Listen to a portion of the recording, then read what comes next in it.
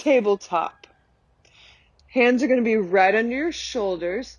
Knees are going to be right under your hips. And your feet can come slightly together in the back. The most important thing is to make sure your femur is going straight down. So that's why it's so important to have our knees right under our hips and our hands right under our shoulders. We can have a slight bend in our elbows. That's okay. Create a long spine.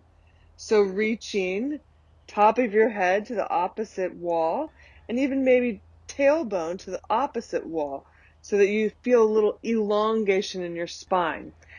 Slightly make a double chin, and then you're going to breathe here. Breathing in this position, pushing the ground away with your hands, pushing the ground away with your knees, expanding your rib cage 360 degrees around. It's really a good position just to breathe in.